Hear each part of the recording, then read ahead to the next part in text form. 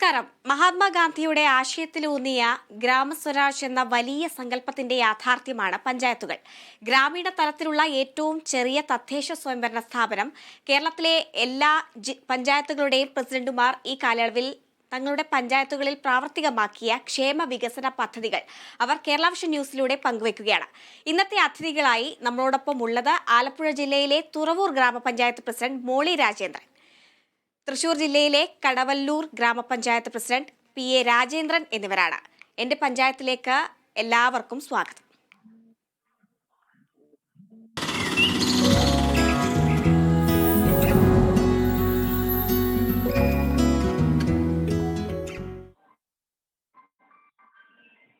ആലപ്പുഴ ജില്ലയിലെ തുറവൂർ ഗ്രാമപഞ്ചായത്തിന്റെ ക്ഷേമ വികസന പ്രവർത്തനങ്ങളിലേക്കാണ് ആദ്യം നമ്മൾ പോകുന്നത്.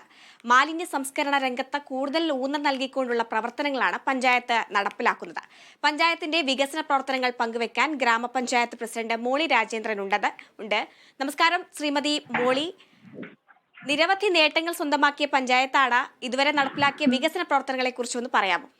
നമ്മുടെ പഞ്ചായത്തിനെ പറ്റി പറയുമ്പോൾ 16 കോടിയിലധികം രൂപ നമ്മൾ ചെലവഴിച്ച് വികസന പ്രവർത്തനങ്ങൾ നടത്തി വരുന്നു. ഈ 4 വർഷത്തിലൂടെ നമ്മുടെ ഈ ഒരു ഭരണസമിതി അധികാരത്തിലേറിയതിനു ശേഷം ഈ പ്രാവശ്യം 9 കോടി രൂപയാണ് നമ്മൾ ഈ സാമ്പത്തിക വർഷം പൈസ വെച്ചിരിക്കുന്നത്. പ്രവർത്തനങ്ങളായ എല്ലാം തന്നെ നമ്മുടെ ICDS, അതുപോലെ തന്നെ ആരോഗ്യ മേഖല, എല്ലാ ഹോമിയോ ഡിസ്പെൻസറി, അതുപോലെ തന്നെ ആയുർവേദ സബ് സെന്റർ, ആയുർവേദം, സിദ്ധ ഡിസ്പെൻസറി, ഇവയൊക്കെ പഞ്ചായത്തിന്റെ പരിധി പ്രവർത്തിച്ചു വരുന്നു. അതേപോലെ സമയത്ത് തോന്നുന്ന ഏറ്റവും കൂടുതൽ പൈസ സാമ്പത്തിക ഫണ്ട് വെച്ചിരിക്കുന്നത്. മറ്റുള്ള പ്രവർത്തനങ്ങളെ പറ്റി പറയുകയാണെന്നുണ്ടെങ്കിൽ ഗ്രാമീണ റോഡുകളുടെ വികസനത്തിന് വേണ്ടി നല്ല വിഭാഗം തുകയും മാറ്റിവെച്ചുകൊണ്ടാണ് പ്രവർത്തനം നടത്തുന്നത്. ശുചിത്വ മിഷൻ ഹരിതകർമ്മസേനയുടെ പ്രവർത്തനം ഭംഗിയായിട്ട് നടന്നു വരുന്നു. പ്ലാസ്റ്റിക് എത്തിക്കുന്നതിനൊക്കെയുള്ള സംവിധാനങ്ങൾ ഹരിതകർമ്മസേനയുടെ ഭാഗത്ത് നടന്നു വരുന്നുണ്ട്. അതുപോലെ തന്നെ നമ്മുടെ പഞ്ചായത്തിലെ വിദ്യാഭ്യാസ സ്ഥാപനങ്ങളും, അതുപോലെ 18 ആരാധനാലയങ്ങൾ, 10ഓളം ധനകാര്യ സ്ഥാപനങ്ങൾ പ്രവർത്തിച്ചു വരുന്നു. 10 പൊതുസ്ഥാപനങ്ങളും ഒക്കെ ഉള്ളതാണ്. നമ്മുടെ കുടുംബശ്രീ പ്രവർത്തനം ഭംഗിയായിട്ട് നടന്നു വരുന്നു. ICDSന്റെ ഭാഗത്ത് നിന്ന് സ്ത്രീകൾക്കും കുട്ടികൾക്കും പ്രത്യേകം ഫണ്ട് വെച്ചുകൊണ്ടുള്ള പ്രവർത്തനങ്ങളാണ് നടന്നു വരുന്നത്. ശ്രീമതി മോളി, കായൽ പ്രദേശമാണെന്ന് പറഞ്ഞല്ലോ. ഇവിടുത്തെ പാലിയേറ്റീവ് പ്രവർത്തനങ്ങൾ എങ്ങനെയാണ് പുരോഗമിക്കുന്നത്? പാലിയേറ്റീവ് പ്രവർത്തനങ്ങൾ വളരെ പരിശോധിച്ച് അവർക്ക് മരുന്ന് കൊടുക്കുന്നതിനുള്ള സംവിധാനം നമ്മുടെ 7 ലക്ഷം രൂപ ഫണ്ട് വെച്ചാണ് അതിന്റെ പ്രവർത്തനങ്ങൾ നടന്നു വരുന്നത്. മറ്റൊരു കാര്യം, ഈ കായൽ പ്രദേശമായതിനാൽ പഞ്ചായത്ത് നേരിടുന്ന പ്രധാന പ്രതിസന്ധികൾ എന്തൊക്കെയാണ്? പ്രതിസന്ധികൾ വെള്ളക്കെട്ട് ഉള്ള പ്രദേശങ്ങളുണ്ട്. വെള്ളക്കെട്ടായിട്ടോ ദുരിതാന്തം സമയത്തും വെള്ളക്കെട്ടാണ് നമ്മൾ അനുഭവിക്കുന്നത്. അപ്പോൾ വെമ്പനാട് കായലിനോട് ചേർന്ന് നടക്കുന്ന ഒരു പഞ്ചായത്താണ്. അതുപോലെ തന്നെ കടൽ തീരവും നമ്മൾക്കുണ്ട്. കടൽ തീരത്ത് ഈ ഒരു പ്രതിഭാസം കഴിഞ്ഞ മൂലം ഉണ്ടായ ഒരു പ്രതിഭാസമാണ് കള്ളക്കടൽ. ആ ഒരു പ്രശ്നത്തിന് നമുക്ക് യാതൊരു പരിഹാരം കാണാൻ സാധിച്ചിട്ട് കൂടെ തന്നെയുമല്ല, നമ്മുടെ കടൽ ചുറ്റി ഇടിഞ്ഞു പോകുന്നൊരു നിലവിൽ ഇടിഞ്ഞു കിടക്കുന്ന ഒരു സ്ഥലങ്ങൾ നമ്മുടെ പഞ്ചായത്ത് പരിധിയിലുണ്ട്. അപ്പൊ അത് ആ വെള്ളം കയറുന്ന ഒരു പ്രശ്നം നമുക്ക് കാണാം. അത് നമുക്ക് വളരെയധികം രൂക്ഷമായിട്ടൊരു പ്രശ്നമാണ്. നമ്മൾ അറിയാതെ നമ്മൾ മനസ്സിൽ പോലും വിചാരിക്കാത്ത സമയത്താണ് കടൽ കയറുന്നത്. അപ്പൊ അതിന്റെ പ്രശ്നങ്ങൾ നമ്മൾ വളരെയധികം അനുഭവിക്കുന്നുണ്ട് ആ ഒരു സമയത്ത്. നിലവിൽ ഈ പ്രതിസന്ധി എങ്ങനെയാണ് പരിഹരിക്കുന്നത്?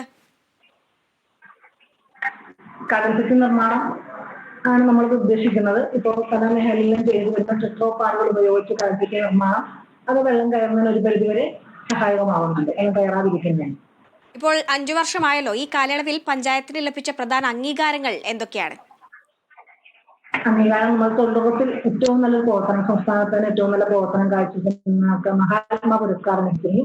അതുപോലെ 1ാമതെത്തി പ്രവർത്തിക്കുന്ന ഒരു തൊഴിലുറപ്പ് മേഖല 1ാമതെത്തി പ്രവർത്തിക്കുന്ന അതിന്റെ പുരസ്കാരങ്ങൾ പലതവണ ജില്ലയിൽ 1ാമത്, അതുപോലെ തന്നെ സംസ്ഥാനത്ത് 1ാമതൊക്കെ ലഭിക്കുന്നൊരു ഇതിലേക്ക് ഞങ്ങൾ കടന്നിട്ടുണ്ട്.